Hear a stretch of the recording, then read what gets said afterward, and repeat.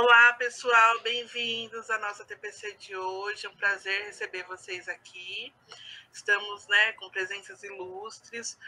Os professores vão se apresentar. Eu, mais uma vez, PCNP de Projetos, Mariana. E eu vou passar a palavra aqui para o Gelson se apresentar e depois os nossos professores convidados. Olá, pessoal, sejam bem-vindos aí. Todos já me conhecem aí, mas quem não conhece, eu sou PCNP de História, responsável eu e a Mariana aí por a área de Ciências Humanas, e que tenhamos uma boa formação aí hoje. Luciana? Olá, meu nome é Luciana Regina Basílio de Mello, sou professora de Sociologia na Escola Estadual Comandante Jacques Yves Cousteau, no Miguel Badra. Estou na coordenação pedagógica de anos finais, ensino médio, educação de jovens e adultos, desde novembro de 2019. Wanderson? Olá, tudo bom? Eu sou o Wanderson, sou formado em História, sou coordenador na Escola Shojiro Segawa, iniciei aí os trabalhos na coordenação esse ano e espero que possamos aí ter um bom encontro a partir de agora. Agradecendo aos colegas aí, o Carlos, que está aí nos bastidores aí, com relação das tecnologias, para abrir a sala, né, o Carlos Magno, PCNP de Tecnologia, e agradecendo também a colega de trabalho, a Patrícia Ferreira, também, que pensou junto aí com a equipe, eu e a Mari, essa TPC para hoje, né? Então, a TPC de hoje, a relação da matriz do SAEB com as habilidades essenciais, e aí a gente vai estar falando de SAEB, de habilidades essenciais, mas antes a gente já está fazendo assim, essas formações que nós fazemos sobre avaliação, ela já vem lá da SEDUC e ela já vem para um calendário da diretoria, então não tem opções, nós não temos opções assim de estar colocando outros temas. Eu estou falando isso porque no feedback os professores pedem que nós trabalhemos outro tema, mas nós temos que fazer um trabalho articulado aí de avaliação. Então, dia 27 de abril, nós falamos sobre as habilidades essenciais. Dia 16 de junho, nós falamos sobre a AP. Dia 23 de junho, também nós fizemos um vídeo para orientar sobre a AP. E o ATPC do dia 14 de setembro foi avaliação como ferramenta facilitadora para a aprendizagem. Essas ATPCs, elas estão todas lá no Padlet, se vocês quiserem acessar, então é só acessar o Padlet de ATPC de Ciências Humanas, que elas estão lá. Mariana? Isso. Aproveitando também que a gente está aqui no início, eu queria ressaltar a importância da participação de vocês ao longo da nossa formação na interação no chat, tá? Então, nós estaremos interagindo com vocês através do chat, e é muito importante que vocês participem, tá, pessoal? Pode passar, por gentileza, o próximo? Então, para a nossa atividade permanente de hoje, eu fiquei muito feliz com a escolha do professor Wanderson, que trouxe a obra Era dos Extremos, do Eric Hobsbawm, que é um dos meus autores favoritos também. Então, estou muito ansiosa para ouvir as suas impressões, professor, sobre essa obra tão completa, né? E aí nós trouxemos um trecho aqui, falando sobre o livro, que diz o seguinte: então, A Era dos Extremos se trata de um ensaio histórico panorâmico em que o célebre historiador inglês desenvolve a tese de que o século XX teve início com a eclosão da Primeira Guerra Mundial, em 1914, e terminou com a derrocada da União Soviética em 1991. Então, quem ainda não teve a oportunidade de apreciar essa obra, indicação do professor, eu reforço, porque é um livro, assim, extraordinário. Pode passar o próximo, eu não vou falar muito, né, porque vamos dar a palavra para o professor já. Então, tem aqui a foto do Hobsbawm. Eu fui, antes de começar aqui a nossa TPC, eu fui pesquisar o ano que ele faleceu, porque eu tinha a impressão que era tão recente, né, de tão presente que o Hobsbawm na nossa literatura, e aí eu me surpreendi, que eu vi que já vai fazer agora, dia 1º de outubro, 9 anos do seu falecimento, e para mim eu não tinha noção de que já fazia tanto tempo. Então, falando um pouquinho do Hobsbawm, ele foi um historiador marxista britânico, reconhecido como um importante nome da intelectualidade do século XX. Ao longo de toda a sua vida, o Hobsbawm foi membro do Partido Comunista Britânico, e um de seus interesses foi o desenvolvimento das tradições. Então, agora, você pode colocar o próximo, por gentileza, Carlos? Então, agora, o professor Wanderson, né, que é o PC lá do Shojiro, ele é graduado em Universidade do Grande ABC, pós-graduado em História, Sociedade e Cultura pela PUC São Paulo, e atualmente está cursando pós-graduação em Gestão Escolar e Ciência Política. Muito obrigada, professor Wander, por aceitar o nosso convite, por partilhar aqui conosco. Mais uma vez, nós estendemos o convite a outros professores que tenham uma obra que se identificam e que possam compartilhar com os demais colegas, né? Um momento muito rico. E eu passo a palavra para você, Wanderson. Muito obrigado, professora. Eu que agradeço aí a oportunidade de poder estar trazendo um pouquinho, né, sobre esse autor, esse historiador que é tão importante no meio acadêmico e fora do meio acadêmico também, porque quando eu o conheci, eu não estava na universidade. Eu conheci esse autor quando eu tinha 14 anos de idade, né, na escola onde hoje eu sou coordenador.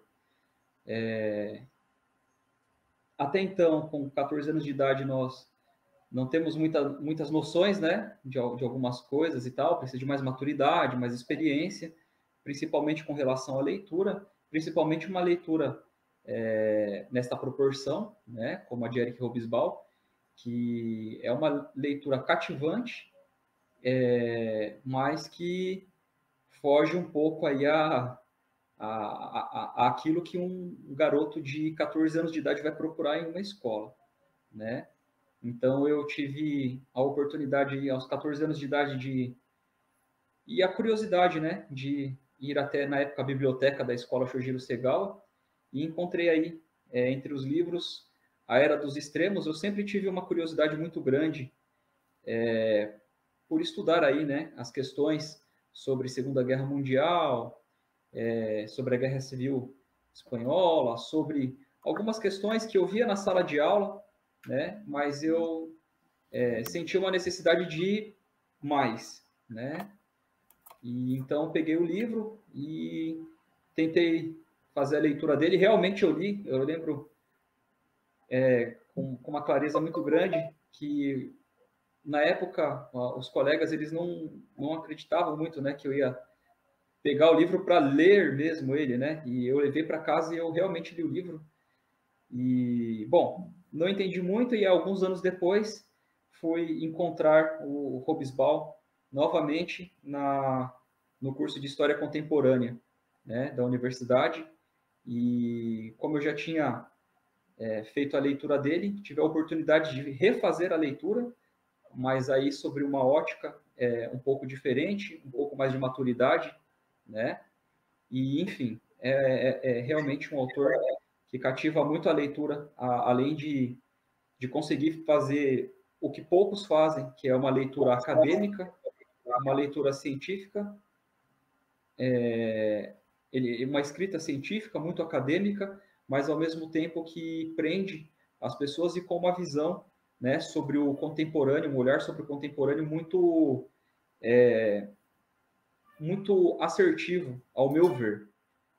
Então, eu não poderia escolher outro autor, embora que existam alguns outros que eu tenha muita curiosidade e eu gosto muito de estar falando sobre, mas eu acho que inicialmente, para aquilo que faz sentido para mim, né, usando um pouco da pedagogia, né, é o que o David Ausubel fala, né, sobre a questão da aprendizagem significativa, né, educação significativa, foi o que me trouxe algum significado e para entender o que é o contemporâneo, né? Então, assim, é realmente muito interessante a forma como que o Eric Hobsbawm vai pontuando os acontecimentos do final do século XIX e de todo o século XX, né? Mas, enfim, agora entrando aqui nos méritos, né, da obra, né, do Hobsbawm, a Era dos Extremos, que é uma das obras dele, porque ele tem, eu creio que mais de 30 obras aí, né, escritas, e uma das clássicas, né, que não pode faltar, eu acho que na biblioteca de nenhum professor de história, ou talvez de filosofia também, eu acho que é o Eric Hobsbawm, A Era dos Extremos.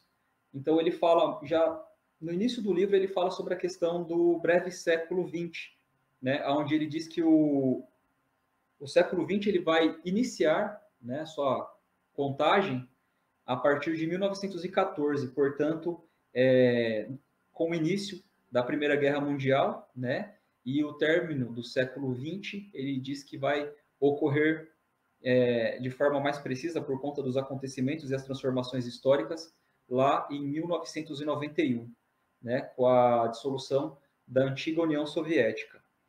O que é muito interessante de parar para fazer uma observação sobre a forma como que ele escreve, porque a compreensão que boa parte, né, da comunidade histórica ou dos historiadores mundo afora, não só os historiadores americanos ou europeus, enfim, o que boa parte dos historiadores compreendem como a questão de periodização histórica é uma concepção muito eurocêntrica, né? Uma visão muito europeia, né? Aquela questão da divisão da história em 5 períodos, né? Pré-história, Idade Antiga, Média Moderna e Contemporânea. E aí, todos esses períodos com divisões muito bem acentuadas. E o Eric Hobsbawm, ele parte de uma linha onde ele vai meio que remando contra a maré, né? No sentido de propor, né, uma nova interpretação, né, de limitação dos períodos históricos. Então, quando ele traz essa abordagem, não só trazendo os fatos históricos, né, mas fazendo com que a comunidade histórica observe que existem ali outras possibilidades, né, de se dividir a história, né? Vou exemplificar aqui para ficar um pouco mais claro e talvez mais lúcido também, né? Quando falamos sobre a compreensão de 5 períodos históricos, né, que eu falei lá sobre a questão da pré-história, Idade Antiga, Média Moderna e Contemporânea, esse tipo de divisão histórica ele não se faz presente, por exemplo, aqui no continente americano, né? Não passamos, por exemplo, pelos processos de Idade Antiga ou Idade Média, né? Nós fomos o nosso continente fez parte da pré-história até o ano de 1500, né? Então, aqui o que faz sentido é justamente uma análise histórica sobre a pré-história, a Idade Moderna e o período contemporâneo, né? Lógico, sobre isso, o Eric Hobsbawm não fala, mas ele dá essa possibilidade, ele abre esse leque, né, de percepção sobre os campos históricos para os historiadores poderem estabelecer ali novas linhas. Eu até gostaria de, quando eu for encerrar fazendo uma pergunta, né? Geralmente, nós respondemos perguntas, né, mas eu vou propor aqui uma reflexão que vocês podem estar levando para casa e estarem observando, fazendo suas leituras quando possível, porque eu creio que por conta do trabalho também, por muitas vezes a pessoa se doa demais, né? Então acaba não tendo ali aquele tempo disponível para outros estudos. Mas no final da apresentação eu vou propor aqui uma reflexão, uma interrogação, onde os colegas com o tempo possam estar refletindo sobre isso e talvez procurando uma resposta que eu não tenho hoje. Gente, eu não estou prestando atenção no tempo, tá? Então, por favor, quando estiver para dar aí o meu prazo, meu período, vocês me dêem um toque aí, por favor, que eu não estou nem olhando no Wanderson, relógio. você tem mais 3 minutinhos, Wanderson. Ok, então vou prosseguir aqui. O Eric Hobsbawm, ele nasce em 1917, portanto, no penúltimo ano da Primeira Guerra Mundial, né? Então, ele passa por praticamente todas as transformações sociais, históricas, econômicas, políticas, todos os conflitos, praticamente todos os conflitos do século XX, né? Ele está inserido nesses contextos.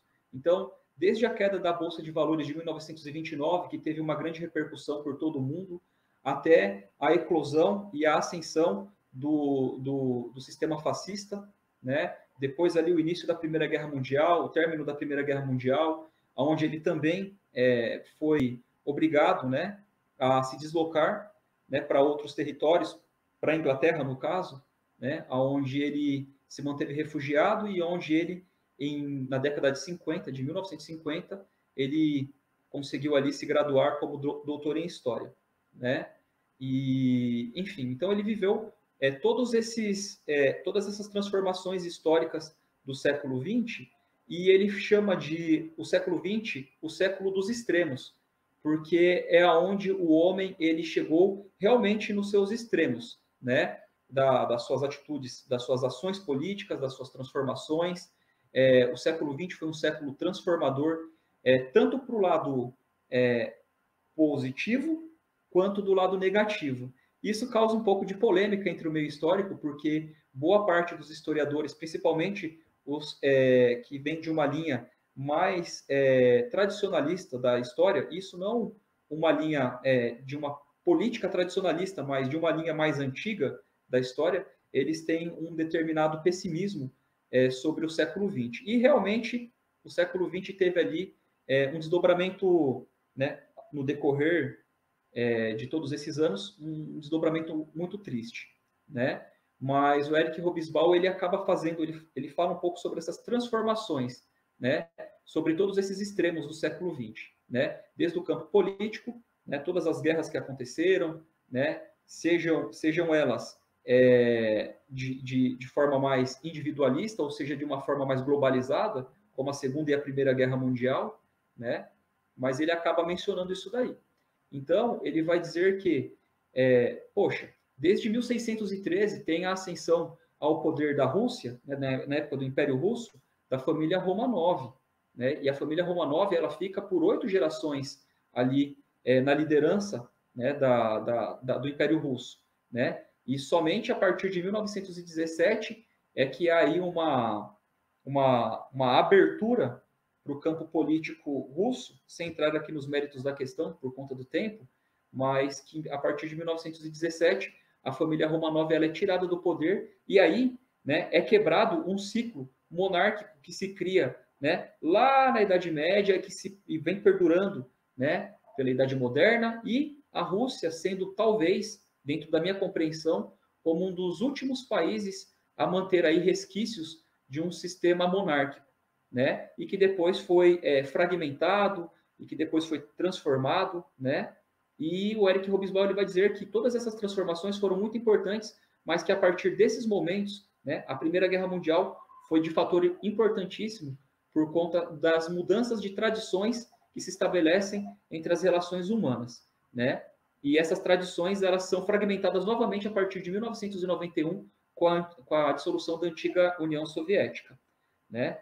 Para encerrar, eu gostaria de encerrar fazendo uma breve interrogação, uma provocação aqui aos colegas, que é a seguinte: o período contemporâneo ele é iniciado a partir de 1789, com a Revolução Francesa, né? Partindo da mesma lógica e do mesmo princípio que o Eric Hobsbawm faz quando ele escreve, né, a obra A Era dos Extremos, o Breve Século XX, né, partindo desta mesma lógica, eu proponho aqui uma reflexão.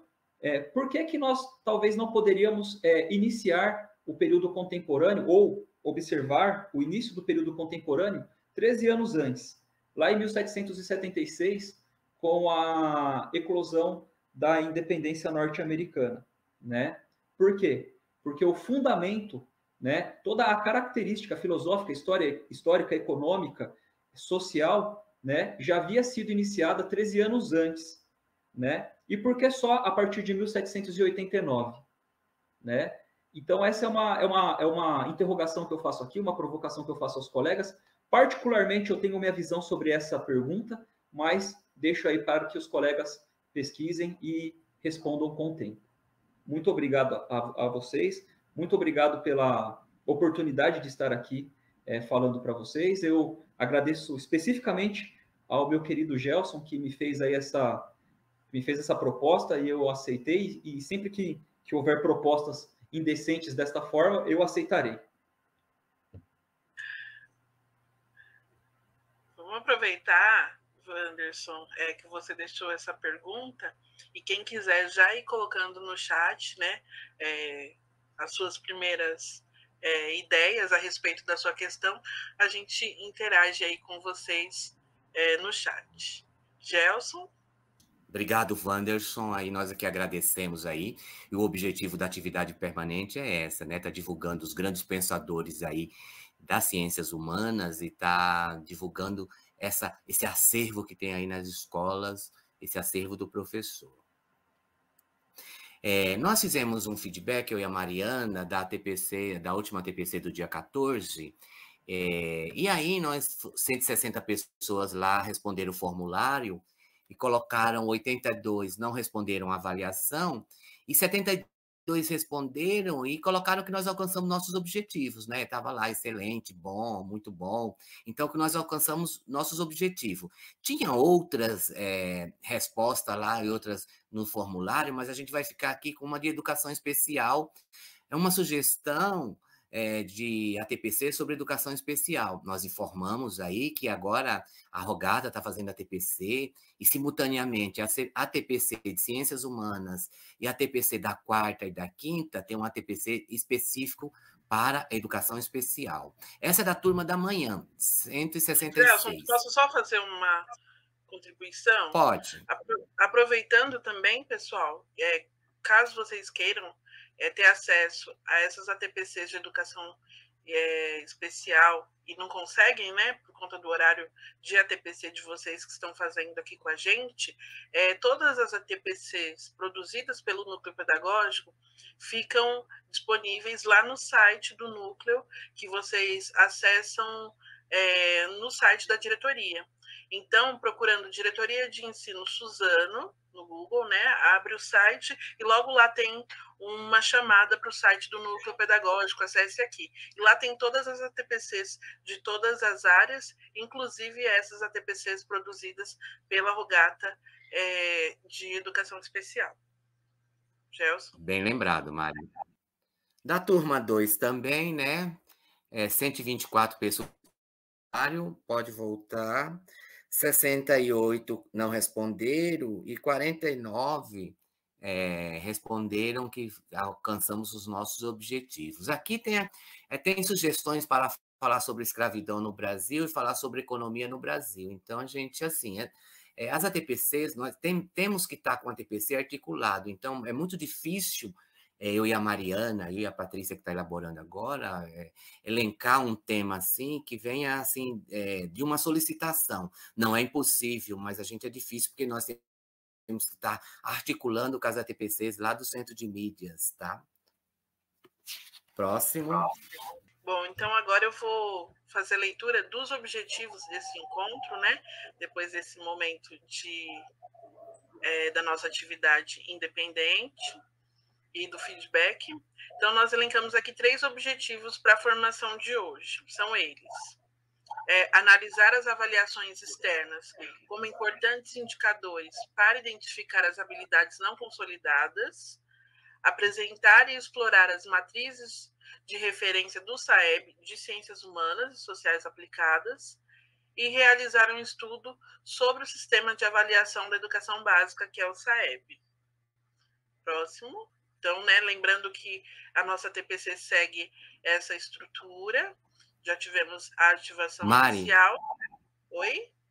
Mariana, só lembrando, o Wanderson citou o Ausubel, né, o David Ausubel, e o Ausubel é que referencia aí esse levantamento prévio aí, com essa aprendizagem significativa. Sim. E também fica a provocação, qual é a estrutura de aula que você utiliza na sua metodologia, professor? Né? A nossa segue essa linha aqui, como o Gelson disse na TPC anterior, é a linha também que está presente nos nossos cadernos, né? Então, nós já tivemos a ativação inicial e agora nós vamos para o desenvolvimento. Pode passar, Carlos. E eu já vou passar também a palavra para o Gelson. que está com o microfone fechado. Ah, já abriu? Pode passar. Isso. Ainda é ativação inicial, mano. Ainda sou eu. Nossa, a gente fez atividade independente e eu achei que já estava na ativação inicial. Vamos lá para a ativação inicial, então. Vou fazer essa leitura desse trecho do Currículo Paulista, que está na página 28.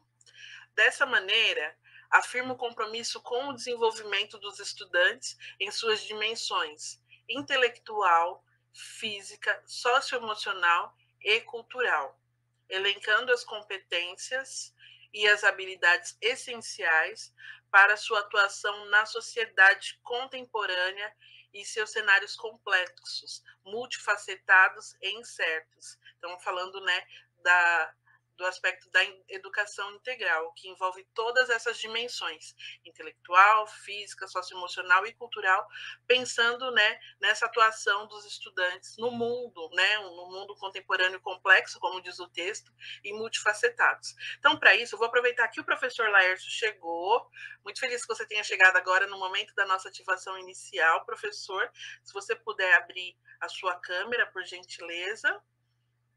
O professor... E vou já fazer a pergunta para que vocês que estão aqui, né, hoje somos brindados com a presença de vocês, respondam essa questão, né, como vocês enxergam. A escola prepara os estudantes para a prova ou para a vida? Né? Pensando aqui que a gente está discutindo o SAEB. Então, a escola consegue ultrapassar e essas habilidades essenciais, né, tudo que a gente discute, vai além, vai para a vida ou se restringe à prova? Eu queria convidar primeiro a professora Luciana para interagir e depois o professor Wanderson, o professor Laércio. Professor Laércio, acho que ainda não conseguiu conectar a sua câmera, mas assim que ele estiver pronto, pode habilitar a câmera, por gentileza. Luciana. O pessoal também pode interagir pelo chat, né, Mariana? Com certeza. Professores interajam, não nos deixe falando sozinhos aqui.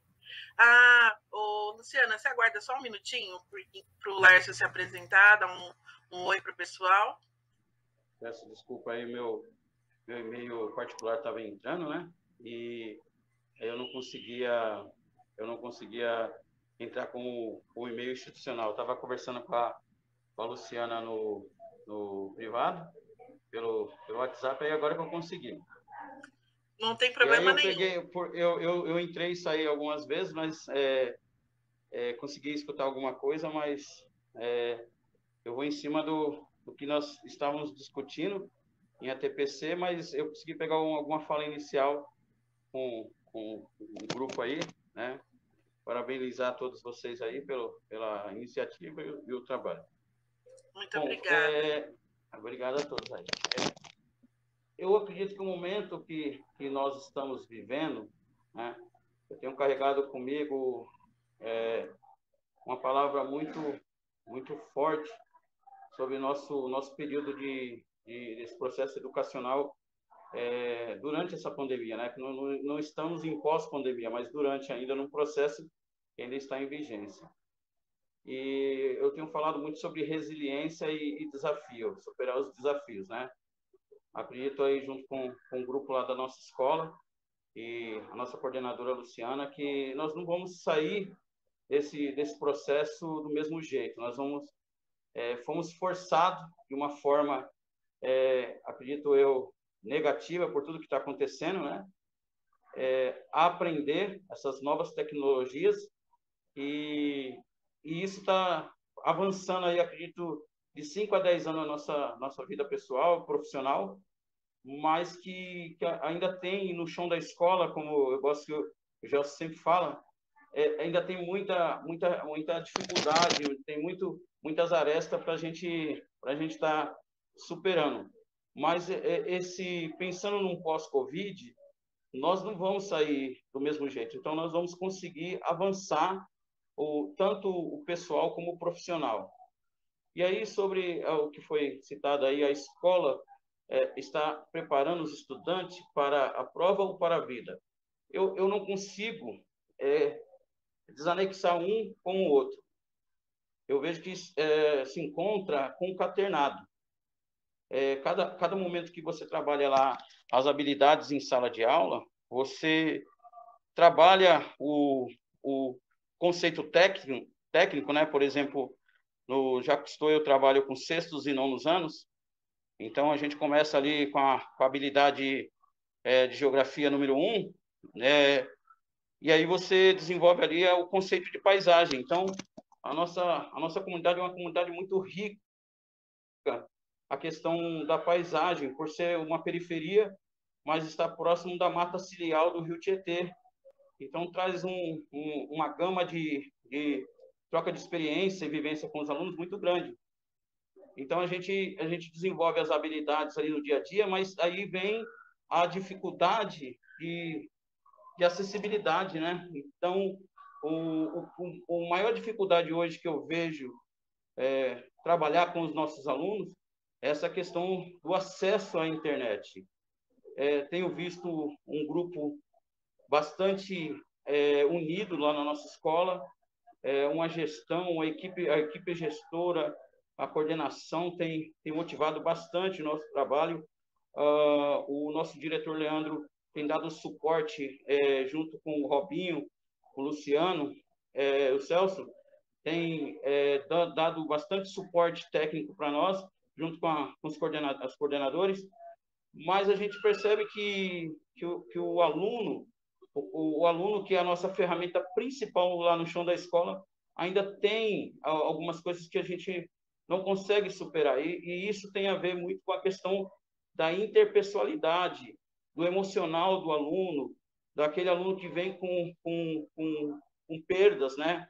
Por exemplo, no sexto B, só não vou citar o nome do aluno, né, para preservar, mas eu sei que tem um aluno lá que perdeu um ente querido para a Covid, né? E apresenta-se um quadro de depressão. Então, a gente nós temos que também ter essa questão, esse olhar, de olhar para a vida desse aluno.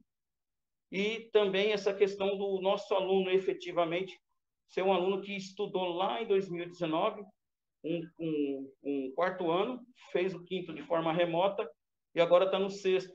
E isso também, a Luciana, o grupo de professor está tendo esse cuidado. Nós estamos fazendo lá os levantamentos, fizemos avaliações diagnósticas junto com as meninas do Fundamental 1.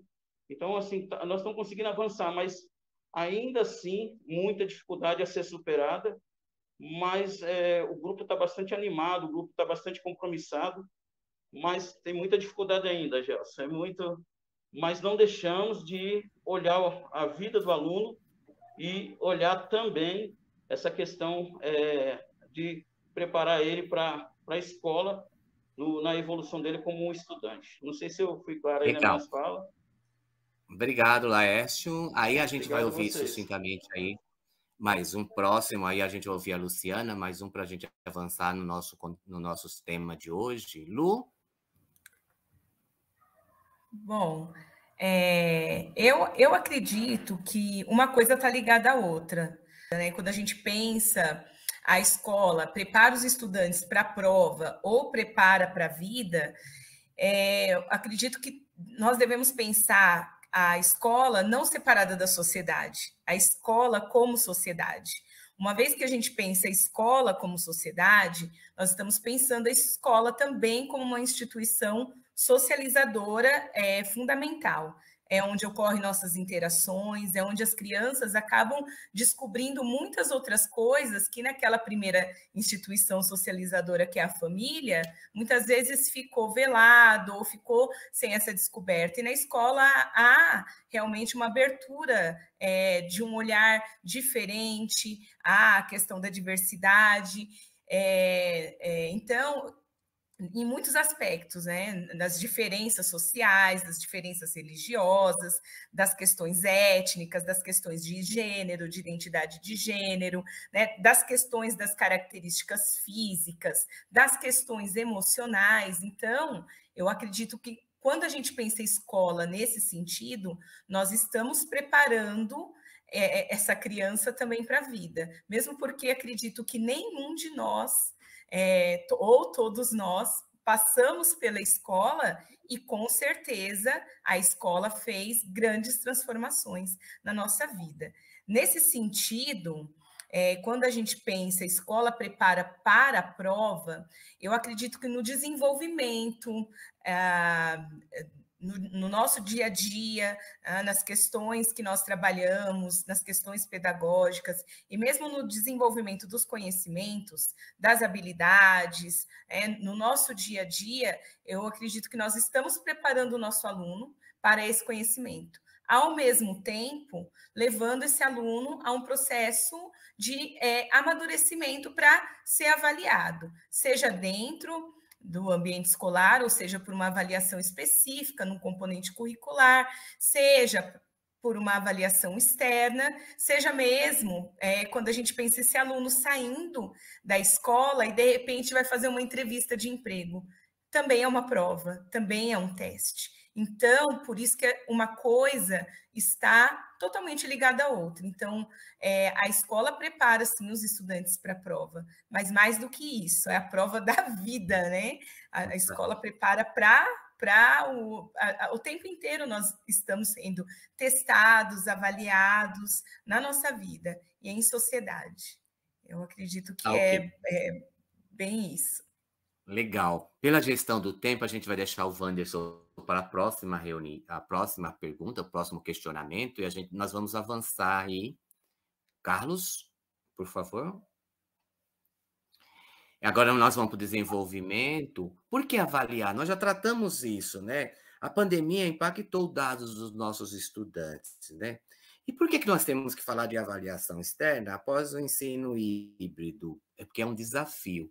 E nós temos que falar por conta disso, né? Para nos ajudar a diagnosticar as necessidades das nossas escolas e dos nossos estudantes, considerando os dados de que dispomos e os efeitos da pandemia, e também a planejar ações que favoreçam a aprendizagem dos estudantes e a continuidade da trajetória escolar deles com sucesso.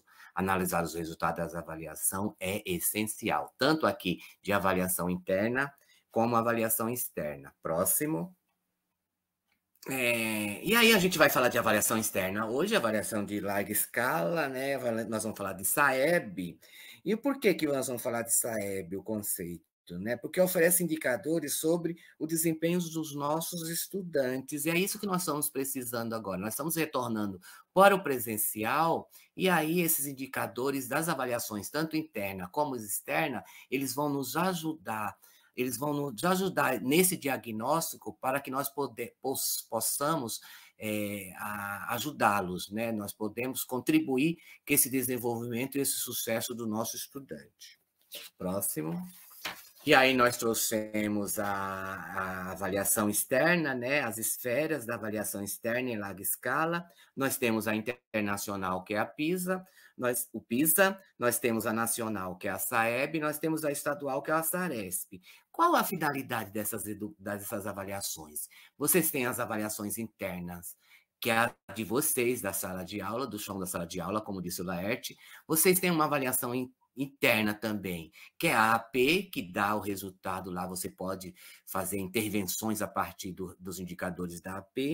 E essas avaliações em larga escala, a finalidade dela é de política pública com foco na aprendizagem dos nossos estudantes. Aqui, então, são diferentes esse conceito aí dessas avaliações internas para as avaliações externas. Próximo.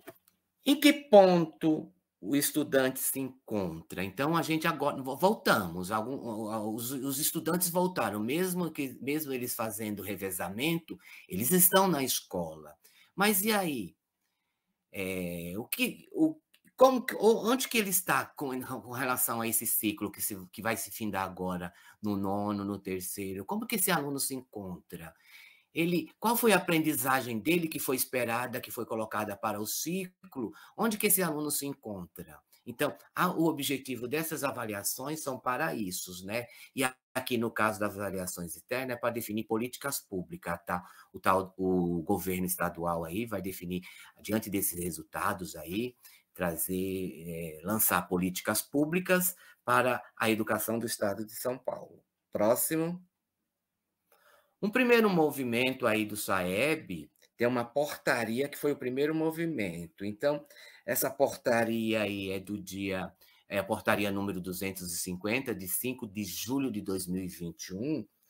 Essa portaria, ela organiza e orienta a rede. Então, é muito importante aí que o SAEB está chegando aí agora, em um mês, se eu não me engano, de novembro a dezembro, né? Então, o que é o SAEB? As áreas de linguagens e as áreas de matemática, elas já têm uma experiência aí, os professores dos PCNPs, os PCs aí que são relacionados com as áreas de linguagem, eles já tem muita formação. Quando nós estávamos estudantes, nós fomos estudando aqui para o tema, nós fomos procurar lá no repositório, e tem muita ATPC, muita orientação para a área de linguagens e para a área de matemática sobre o SAEB. Mas as ciências da natureza e ciências humanas não tem muito, não tem específico. Então, essa portaria é muito importante aí para a gente se orientar, se organizar, fazer a leitura dessa portaria para entender essa organização aí do que é o SAEB. E aí, o SAEB vem aí as avaliações, os anos e séries que nós colocamos aí, né? E, mais uma vez, aí a gente vai ficar aí com ciências humanas, que ela vai ser amostral lá no 9º ano, ela tem aí nos outros anos e nas outras séries, né, nas outras áreas, mas nós de ciências humanas vai aparecer uma prova lá no 9º ano, e é uma prova amostral, mas na frente a gente vai estar falando. O que o estudante sabe a respeito do fechamento do ciclo? Então, essa prova vem para algumas escolas, as escolas e as diretorias serão informadas, né? Isso foi no ATPC de 9 de setembro, que as escolas serão informadas e as diretorias não são para todas as escolas, segundo esse ATPC de 9 de setembro. Na portaria, as informações também de onde tiraram as habilidades essenciais da prova. Por isso, é muito importante que nós vamos lá até essa portaria. Próximo.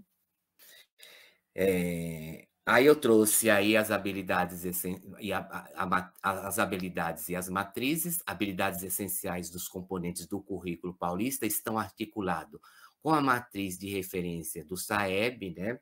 Então, apoiar para quê? Apoiar os estudantes no desenvolvimento dessas habilidades. Por isso que nós convidamos a equipe da Cousteau para isso, né?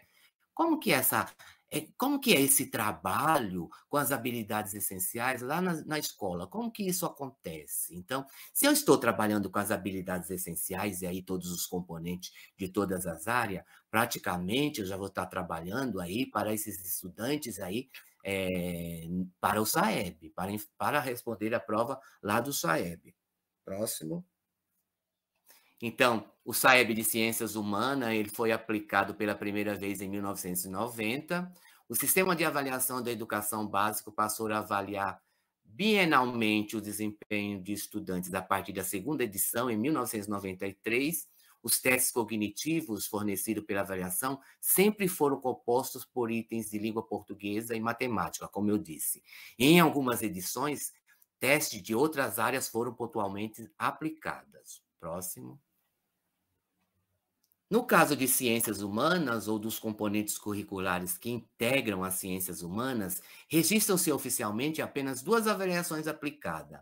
Em 99, testes de História e Geografia foram elaborados para uma amostra de estudantes matriculados na 4ª e 8ª série do ensino fundamental e na terceira série do ensino médio, né? Em 1999. Em 2013, teste de ciências humanas elaborado a partir da junção de componentes curriculares de História e Geografia em um único construto. Avaliaram uma amostra de estudantes do 9º ano do ensino fundamental. Então, como vocês viram, né, agora em 2021, novamente, ciências humanas vai aparecer, mas não são todos os anos aí que ciências humanas ela está nessa prova do SAEB. Próximo. E aí nós temos uma matriz, nós vamos colocar esses documentos a partir de amanhã, né? Tem 2 documentos aí referente tem mais documentos, mas nós vamos colocar lá nos grupos dos professores, né? Tanto de ciências humanas como de história, essa matriz de referências aí de 2019. Nós temos uma matriz de 2018, mas nós vamos colocar tanto a de 18 como a de 19, né? Então, nós vamos, a partir de amanhã, nós vamos colocar os slides dessa formação e a gente vai começar a colocar os documentos. E aqui nós trouxemos aí esse quadro aí, mas para mostrar só todas as áreas aí, a prova para todas as áreas, como mostra esse gráfico, mas a gente vai pegar aqui Ciências Humanas, o Carlos está aí com... de Ciências Humanas, nós não temos questionário e vai ser amostral. Então, o que é esse amostral? Segundo essa ATPC do dia 9 de... Algumas escolas serão sorteadas, né? Algumas escolas farão essa prova de Ciências Humanas, de História e Geografia, mas aí as diretorias serão comunicadas e as escolas também serão comunicadas. Não se preocupem aí, que vocês vão receber aí essas informações. Tá tudo lá na portaria, viu, pessoal? E aqui nós temos os eixos, né? Tanto os eixos cognitivos como os eixos de conhecimento, né? Nós temos 6 eixos aqui de conhecimento, que eu vou explorar mais para frente um pouco quais são esses eixos, né? E nós temos os eixos cognitivos também. Então, tá lá nessa matriz matriz de ciências humanas, né? Do SAEB, esses eixos, tanto os eixos do conhecimento como os eixos cognitivos.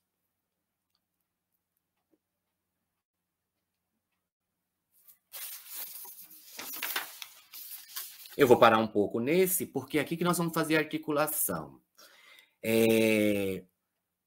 Por que eu falei que está articulado as habilidades essenciais com as habilidades aí do SAEB? Então, nós pegamos aqui uma habilidade do SAEB, né, que é analisar as características relativas à diversidade étnico-cultural e regional na composição demográfica da população brasileira. Então, nós temos lá, na Base Nacional Comum, a competência 1, que é compreender a si e ao outro como identidades diferentes, de forma a exercitar o respeito à diferença em uma sociedade plural e promover os direitos humanos. Nós temos uma habilidade diária lá no currículo, que é analisar os fundamentos da ética em diferentes culturas, tempos e espaços, identificando processos que contribuem para a formação de sujeitos éticos, que valorizem a liberdade, a cooperação, a autonomia, o empreendedorismo, a convivência democrática e a sociedade. E aí, articulando com essa habilidade aí lá do SAEB, a primeira que eu li, nós temos uma habilidade tanto de história e como de geografia. O Código Alfanumérico de História EF9-HI16, que fala relacionar a Carta dos Direitos Humanos ao processo de afirmação dos direitos fundamentais e da defesa da dignidade humana, valorizando as instituições voltadas para a defesa desses direitos e para a identificação dos agentes responsáveis por sua violação. E aí nós temos uma de geografia com o Código Alfanumérico EF09-GE03, identificar diferentes manifestações culturais de minorias étnicas como forma de compreender a multiplicidade cultural na escala mundial, defendendo o princípio de respeito às diferenças. Então, é um exercício que vocês podem fazer aí, né? Procurando aí no nosso organizador curricular e lá na matriz de referência aí do SAEB. Vocês veem que essas habilidades, elas se conversam, né? Com as habilidades essenciais que nós trabalhamos aí no dia a dia nas escolas. E também, Gelson, elas estão bastante articuladas com, por exemplo, o levantamento que a gente fez da AP, do segundo bimestre, aparece bastante essa questão das identidade, questão das manifestações culturais, questão da diversidade cultural e dos povos. Então, está bastante articulada também com a AP do segundo bimestre, no que diz respeito às ciências humanas, tanto em geografia quanto em história, principalmente nos anos finais, do 6º ao 9º ano. No nosso estudo aqui, no nosso estudo para essa formação, Lu, você tinha falado de uma habilidade relacionada com gráfico, né? Sim, relacionada com gráfico, nós trabalhamos bastante.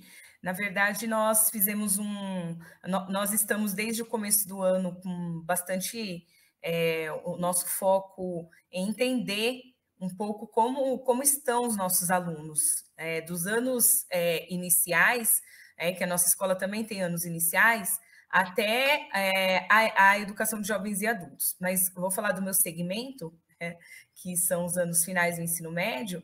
Nós fizemos uma prova, elaboramos uma atividade conjunta, uma atividade coletiva. Nossa preocupação em entender como os nossos alunos estavam. Então, até a nossa PK em Maurides, ela deu a ideia de nós fazermos um tema gerador. Nós utilizamos a semana de estudos intensivos para fazer essa prova e chegamos a um tema que era tecnologia.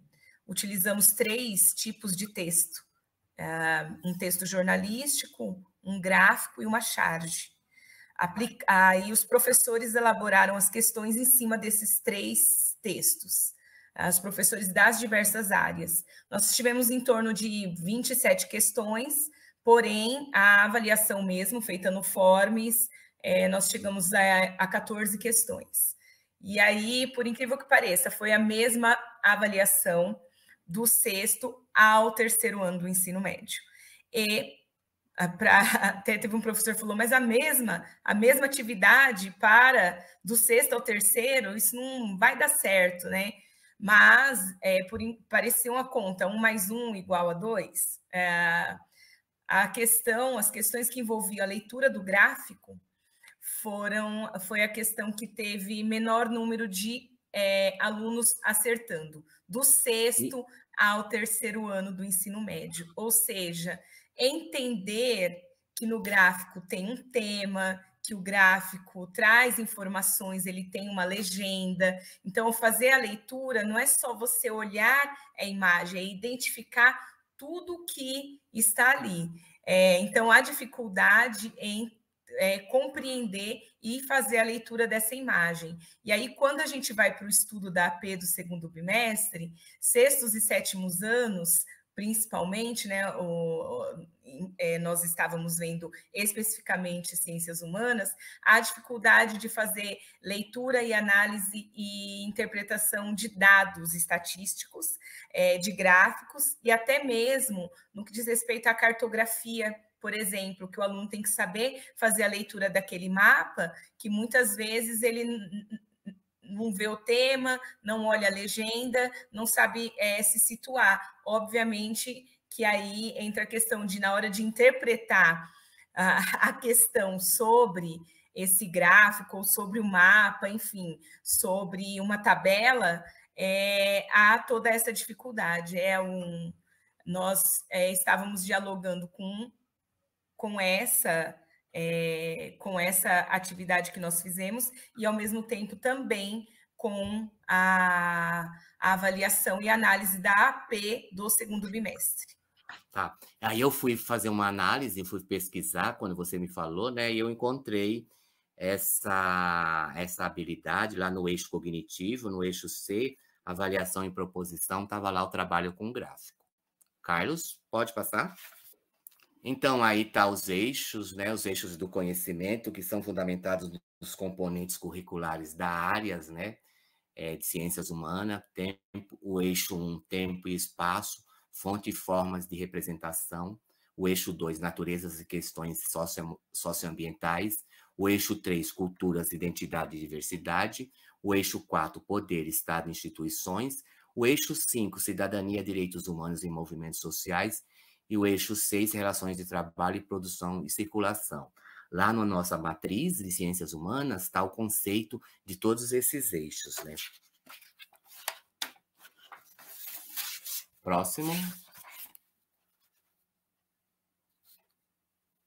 Tem os eixos cognitivos também, que é o eixo A, que é reconhecimento e identificação, o eixo B, compreensão e análise, e o eixo C, avaliação e proposição. No caso da Luciana, que ela estava lá com os estudantes, as habilidades não estavam consolidadas referente à leitura de gráfico, né?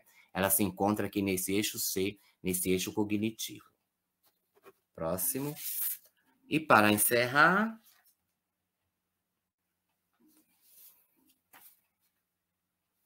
e para concluir, não é? A gente pensando no estudante, o que esse estudante vai aprender? Para que ele vai aprender? Como que ele vai aprender? E aqui eu fico um pouco no como, nessas estratégias.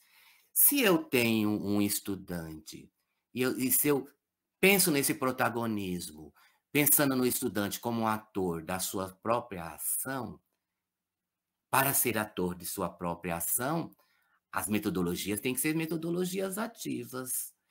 Não adianta eu colocar lá nas minhas evidências de documentos que eu quero criar o protagonismo e eu quero criar autonomia, incentivar a autonomia, se eu fico na aula expositiva, se esse estudante fica só lá recebendo passivamente, esse estudante não está lá participando, não está fazendo, não está criando e não está colocando a mão na massa. Então, é muito importante, nós já estamos falando disso desde a TPC anterior, desse trabalho das metodologias ativas que estão lá nos nossos materiais, que essas metodologias ativas, sabemos que é difícil nesse momento de transição entre o presencial e o remoto, mas essas metodologias ativas, elas precisam aparecer aí no chão lá da sala de aula. O estudante, para ele ser protagonista, ele tem que, já na escola, colocar a mão na massa. Sabemos da dificuldade, mas não pode ser de outro jeito. Próximo. Mari, nós estamos ouvindo, pode falar. Pode continuar. Eu acho que a Mariana está encontrando problema, então eu vou prosseguir aqui. Então, nós convidamos aí para um bate-papo aí a equipe da Cousteau com o Wanderson. Vocês me ouvem agora? Estamos. E aí nós convidamos a PC Luciana, o professor Laércio e a Nayara Oliveira, que era uma estudante. Mas a Nayara, é importante que nós também entre em contato com os estudantes, coloque os estudantes nessas ATPC, porque o nosso trabalho e o nosso objetivo é os estudantes, né? Então, hoje nós íamos trazer a Nayara Oliveira para a ATPC, mas a Nayara teve problema na conexão, assim como a Mari está tendo problema, aí não foi possível. Mas nos próximos a gente está trazendo aí os estudantes. Próximo, Carlos.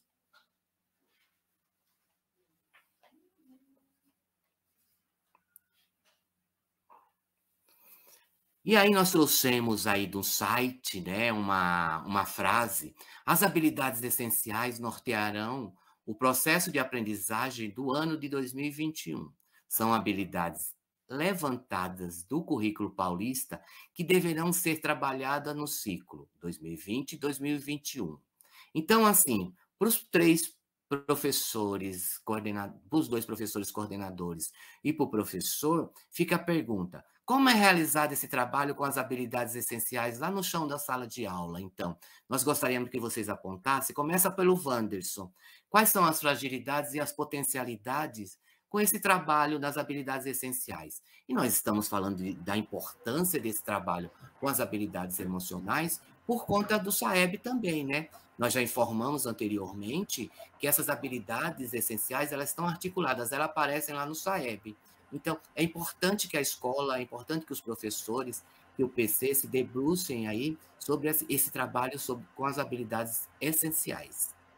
Wanderson? Oi, estou aqui. Bom, o trabalho ele é realizado no chão da escola, partindo do princípio que nós iniciamos todo um trabalho desde o início do ano, já levando para os professores esse material, né, das habilidades essenciais, que nós conseguimos encontrar aí em diversos em diversos lugares aí, tecnologicamente falando. Então, nós levamos isso para os professores, divulgamos todo esse material, trabalhamos isso constantemente nos ATPCs, e os professores, no correr do ano, eles foram trabalhando todas essas habilidades. Lógico que aos poucos, porque também são algumas habilidades que são são muitas habilidades, porém, não dá para fazer um trabalho elencando várias habilidades ao mesmo tempo, né? Ou querendo ser pretensioso demais e utilizar muitas habilidades. Então, escolher uma habilidade específica, observar, fazer uma sondagem, né? Que os professores fizeram inicialmente, uma sondagem sobre a questão das dificuldades dos estudantes, né? E, a partir deste momento, escolher uma habilidade que faça parte daquilo que foi constituído como uma dificuldade do estudante e estar trabalhando incessantemente em cima daquilo. Então, lógico, né? Existem muitas formas de se trabalhar isso na escola, né? Mas como, por exemplo, tínhamos, né? Agora perdemos essa professora de química, mas já entrou outro professor no lugar. Uma professora de química, por exemplo, que ela estudou todas as habilidades, né, que eram necessárias para o ensino médio, né, as habilidades essenciais, e ela fez um levantamento com os estudantes.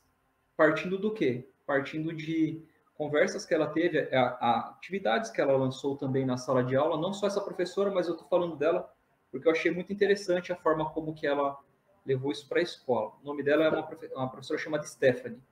Tá? E então ela pegou e levou exatamente isso que o Gelson falou aí agora, essa questão do protagonismo do estudante, né? Não só ela, mas que nem eu falei assim, eu vou citá-la porque eu achei muito interessante, sendo uma professora tão nova, que ela iniciou o trabalho dela agora esse ano, eu achei muito interessante essa questão do protagonismo, né? Que ela faz o estudante fazer o estudante colocar a mão na massa. Então ela levava todo o material para a escola, coisas simples do dia a dia, como por exemplo o álcool etílico que utilizam no posto de gasolina, né? Ensinando o estudante a observar a quantidade de etanol que tem e tal. Enfim, ela fez um trabalho bem bacana. Eu não vou me aprofundar porque eu não sei falar muito sobre essas questões da química, mas enfim, os estudantes foram até o pátio da escola e fizeram testes com o elemento mesmo, e eles viram na prática como que isso funciona. Não só eles, como outros professores, não só ela, como outros professores também fizeram da mesma forma, né? Então, o levantamento prévio foi muito importante. Esta avaliação inicial, né, sobre aquilo que o estudante tem como dificuldade foi muito importante para que eles estivessem fazendo, né, concluindo aí o trabalho esse ano que ainda está sendo feito. Lógico, em um momento de pandemia como esse que nós estamos vivendo, né, infeliz como esse que nós estamos vivendo, fica muito complicado no ambiente escolar fazer um trabalho onde que você consiga ter 100% de aproveitamento, embora que a busca é por isso, o trabalho é para que haja mesmo 100% de aproveitamento, mas infelizmente nós sabemos que dentro das nossas realidades, da comunidade especificamente também falando, né, e todas as dificuldades que nós encontramos, é muito difícil atingir a 100%, né, de aproveitamento. Mas esse trabalho ele é realizado na escola a partir dessa sondagem, né, inicial, e nós estamos fazendo isso nas ATPCs também, sempre mencionando que é importante estar observando as habilidades essenciais.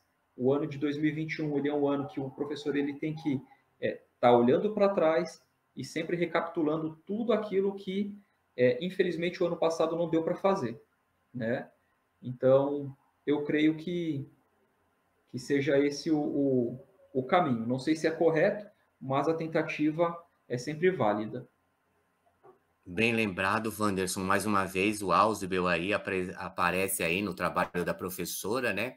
É importante, quando nós vamos desenvolver as temáticas com os nossos estudantes, articular com esse conhecimento socialmente construído dos estudantes. Não adianta apresentar um tema novo lá, já trazer os pré-requisitos sem nós fazermos esse levantamento prévio E aí não será uma aprendizagem significativa. Bem lembrado aí, você citou o Ausubel lá no começo da reunião e agora trouxe um exemplo prático aí dessa aprendizagem significativa da professora. Lu, e aí, como que é? Quais são essas fragilidades e essas potencialidades aí com o trabalho dessas habilidades essenciais tão importantes aí lá para desses estudantes que vão desenvolver a prova aí do SAEB?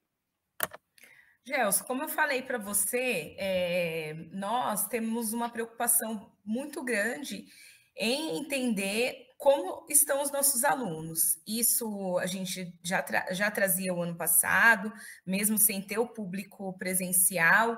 Esse ano, eu acredito que isso está mais latente para nós.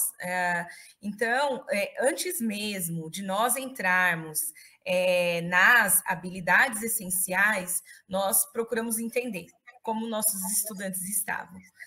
Então, eu sempre procuro trabalhar com os professores na TPC os dados, embora das avaliações mesmo, embora apareçam dados frios, a gente precisa entender todo um contexto, né, do momento que nós estamos vivendo, e mais do que isso, os dados, embora sejam frios, eles apontam para alguma coisa, eles nos dão um direcionamento. Então, a partir dessa análise, a partir dessa discussão, é que nós começamos a direcionar como trabalhar, o que trabalhar e o que desenvolver. É óbvio que, nesse momento, como eu falei, há outras questões. O Wanderson falou de sondagem.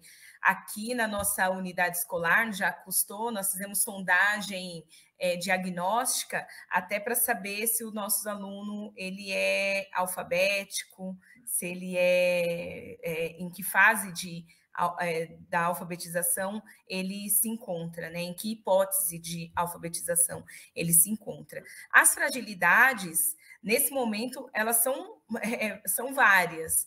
A questão de não estar recebendo todos os alunos, não só por conta ainda dos protocolos de segurança, mas eu falo de alcançar mesmo o aluno. E mesmo aqueles que vêm, alcançá-los na totalidade, porque o momento que eles não estão ali, como que estão trabalhando, como que estão entendendo, né? Então, eu acredito que a fragilidade está justamente na questão da acessibilidade. Na questão da acessibilidade. Agora, as habilidades essenciais, elas vêm sendo trabalhadas a partir justamente desse levantamento que a gente faz, análise dessa discussão que a gente faz acerca daquilo que é frágil, e até como o Wanderson falou, não dá para colocar todas as habilidades, vamos trabalhar todas essas habilidades essenciais agora, nesse momento, porque tem uma coisa, Gelson, que eu acho que é fundamental em ciências humanas, não que não seja nas outras áreas, não estou querendo falar, mas a gente está tão acostumado com essas provas serem de língua portuguesa e matemática, que há uma especificidade, eu acredito, nas habilidades essenciais de ciências humanas e nas habilidades todas de ciências humanas, que são aspectos que vão para além de compreender um conceito, são aspectos que vão para além de entender, por exemplo, um momento histórico, né? Tem as transformações sociais, tem as mudanças sociais, tem a temporalidade, tem a questão de interpretar e compreender as sociedades, se ver como sujeito,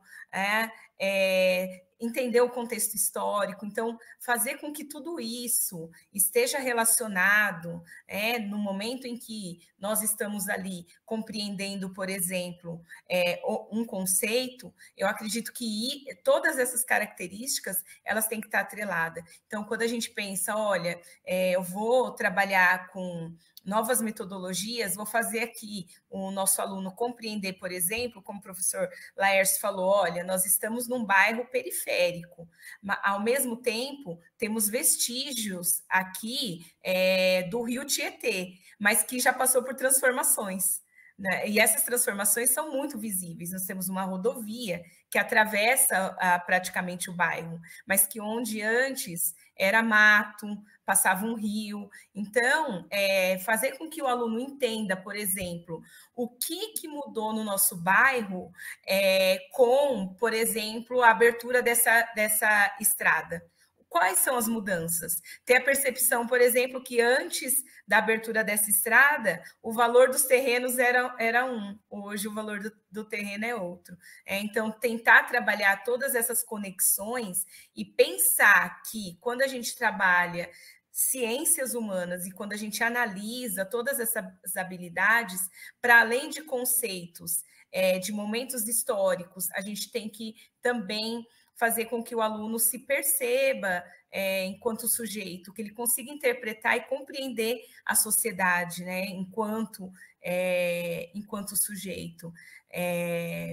Para tanto, a gente está sempre conversando e dialogando em todas as ATPCs e em ciências humanas também, que acho que é algo mais novo. Antes mostrava os dados de matemática e língua portuguesa, e aí ficávamos falando, olha, a interpretação de texto, a interpretação de texto. Agora nós estamos nesse momento novo e aprendendo e tateando também as habilidades essenciais nas ciências humanas, tendo em vista as avaliações externas e também, e principalmente para nós, entendendo o dentro.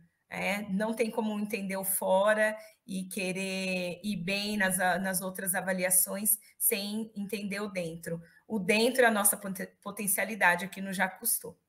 Legal, Lu. Então, você falou uma coisa muito importante aí dos procedimentos de uma aula. Nós focamos várias vezes aqui o levantamento prévio, mas outro procedimento importante, que é o próximo, é a problematização. E as fragilidades que você colocou aí do contexto da escola, elas têm que ir para o chão da sala de aula, né? Tem que ir lá para fazer... O professor tem que trazer essas fragilidades para fazer uma reflexão com os estudantes. É muito importante, porque essas problematizações, elas não se encontram nesses manuais que nós recebemos, nesse caderno do currículo em ação, nesse aprender sempre. As fragilidades, elas estão nos contextos, e é muito importante que esses contextos aí, eles adentrem aí a sala de aula. Próximo, e aí nós temos menos de 15 minutos, sucintamente, Carlos, sucintamente, o Wanderson e a Lu também, acho que o Laércio já não está. Mariana está aí? Artigo 10 lá. Aplicação. Quer ler a portaria? Quer ler isso aí, Mariana? Pessoal, hoje a transição está um pouquinho atribulada, mas consegui voltar, gente. Vamos dar Nós temos aí 13 minutos, Mari. Vamos, né? Então, artigo 10, né, da portaria que o Gelson mencionou, diz o seguinte: a aplicação dos instrumentos do SAEB 2021 será realizada no período de 8 de novembro a 10 de dezembro de 2021 em todas as unidades da federação. E aí, pensando nisso, né, que já está chegando esse período de avaliação, e nós temos representantes aqui de 2 escolas. Como é que está sendo essa preparação para o SAEB 2021 nas escolas de vocês? Já começaram? Por tudo que vocês já trouxeram até aqui, né? A gente percebe que sim, mas mais focado para o SAEB, como é que está essa preparação, tanto no Custou quanto no Shojiro? Se puderem falar para a gente. Lu, quer começar?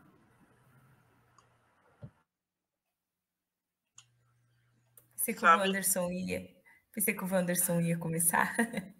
Então, nós, como eu falei, não deixamos de nos preparar a todo momento, né? Então, desde que a gente tem que fazer desdobramento de pauta, compreender, primeiro eu acredito que a gente sempre tem que compreender e voltar e repensar o que é o SAEB, o que é esse instrumento, onde é que ele vai chegar, o que ele vai nos mostrar. Então, acho que esse é o primeiro diálogo, né?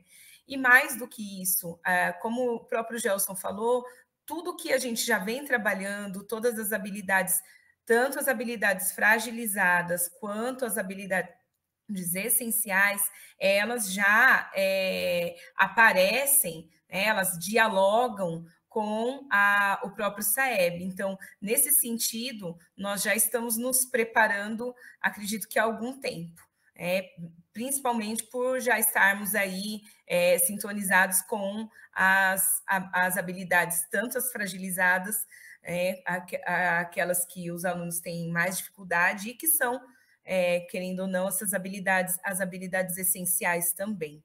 Então, acredito que a gente já está se preparando para o SAEB já há algum tempo. Wanderson, quer falar ou não? Sim, eu ia falar aquela hora assim, é que eu estava aguardando aqui o direcionamento, né? Porque vai que eu interrompo aí alguém falando e aí eu vou ficar com vergonha. Mas é isso. Enfim, no início do ano nós tivemos aí uma formação, né? Uma convocação aí com a dirigente, onde o assunto foi justamente o SAEB, né? E aí depois nós trabalhamos isso em ATPC na escola e como a professora Luciana acabou de dizer, então, eu acho que, eu creio que, sei lá, eu vou falar pelo Shojiro, mas eu creio que as outras escolas, pelo que eu venho acompanhando dos colegas que são coordenadores, também esteja sendo feito o mesmo trabalho, aonde essa articulação com essas habilidades essenciais e o trabalho que o professor vem fazendo já é meio que um prelúdio para esse SAEB, né, para o SAEB. Então, essa semana, o nosso tema de ATPC é justamente o SAEB. Então, a partir de amanhã, já estaremos fazendo aí uma reflexão em cima do SAEB em ATPC com o pessoal de humanas e vamos estender esse trabalho para todos os outros componentes curriculares também e articular, né? Uma boa reflexão em cima do SAEB, porque nesse momento é um momento de muitas incertezas para todos nós, porém o trabalho tem que ser feito da melhor forma possível, né? E, em muitos casos, impossível também. Então, o trabalho já foi iniciado, né? Como eu falei, já foi feito um prelúdio aí e espero que tenhamos aí um resultado, mesmo que nós já temos ali uma visão sobre os resultados, mas eu espero que seja algo um pouco melhor do que o que nós esperamos, né? Basicamente é isso. Legal. Obrigado. Carlos, próximo.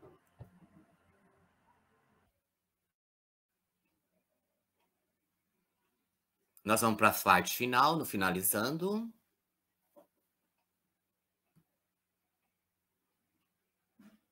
Próximo, pode passar.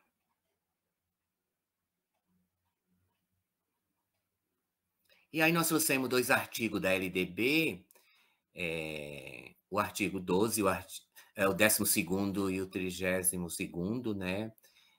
Que fala sobre zelar pela aprendizagem dos estudantes, dos alunos, né? A nossa responsabilidade, o desenvolvimento da capacidade de aprendizagem, tendo em vista a aquisição de conhecimentos e habilidades e a formação de valores e atitudes.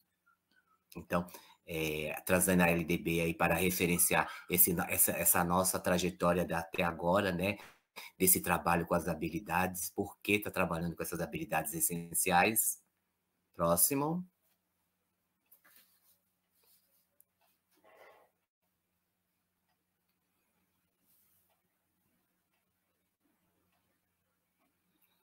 Nós temos aí a semana de estudos intensivos, né? Nós estamos lembrando a vocês que as semanas de estudos intensivos, com o objetivo de recuperar e aprofundar as aprendizagens essenciais para o percurso educacional dos estudantes. Como a Lu citou, nós temos na plataforma CAED aí quais as habilidades que não foram consolidadas ainda lá nos anos e nas séries, né? Nós temos agora, então, entre o dia 4 e 8 de outubro, é o dia da semana da ceia aí nas escolas, para que nós possamos estar próximo, trabalhando com essas habilidades que não foram consolidadas, e aí as nossas sugestões das ATPCs anteriores. Nós podemos ir aí até o repositório do Centro de Mídias, e lá pelo repositório a gente coloca a habilidade que não está consolidada, e quando a gente coloca a habilidade que não foi consolidada, vem várias aulas de 2020 e 2021, referente à habilidade, e nós temos as modalidades organizativas, né? Ou atividade permanente, atividade independente, temos projetos que nós não colocamos aqui, porque leva uma gestão de tempo maior o projeto. Mas nessa semana de estudos intensivos, você pode estar identificando quais são essas habilidades que não foram consolidadas, e você pode estar fazendo um trabalho aí relacionado tanto com as aulas lá do Centro de Mídias, como uma atividade permanente ou uma atividade independente aí na escola. Fica aí a você que decide aí, os estudantes são seus, as habilidades fragilizadas também aí tá no seu domínio aí, no domínio dos estudantes, e aí fica a seu critério aí de estar solucionando essa forma. Mais uma vez, nós ressaltamos as metodologias ativas, né, que tá lá nos cadernos, essas metodologias ativas, no caderno dos nossos componentes. Nós temos o referencial próximo, Carlos.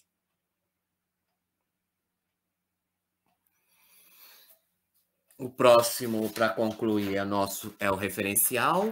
Nós vamos colocar esses 2 documentos aí que nós citamos aqui nessa ATPC lá nos grupos, né?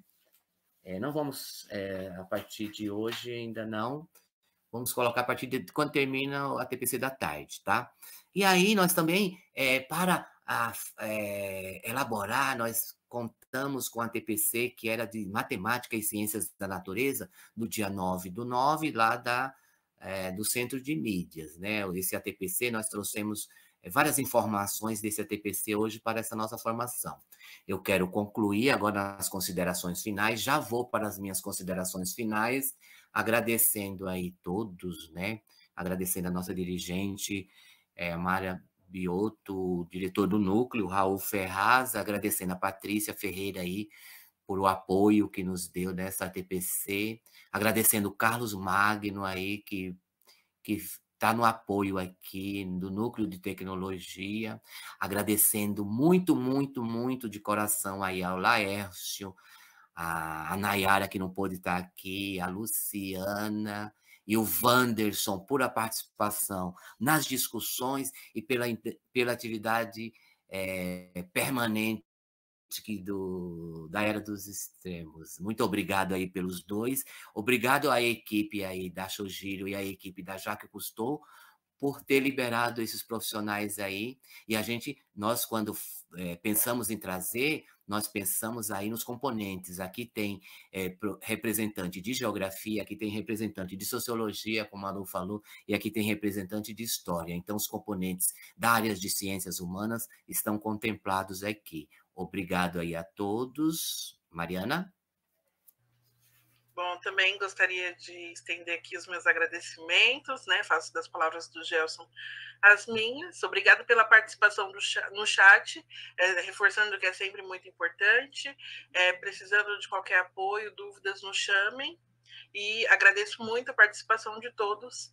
E a gente se encontra na próxima TPC.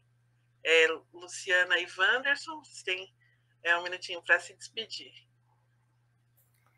Oi, Mariana, Gelson, agradeço pelo convite de poder estar trazendo um pouco da nossa escola, Jacques Cousteau, aqui do Miguel Badra, para vocês, do nosso trabalho, e deixar um abraço para os colegas, professores aí do chat, principalmente para os meus colegas, professores da Escola Estadual Comandante Jacques Yves Cousteau. Muito obrigada.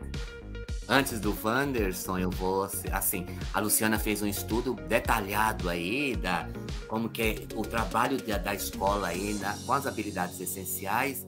Eu e a Mariana aí já falamos com a Luciana, nós vamos fazer uma live, um vídeo específico sobre esse estudo que ela fez aí lá da Jacques Cousteau, aí com as habilidades essenciais.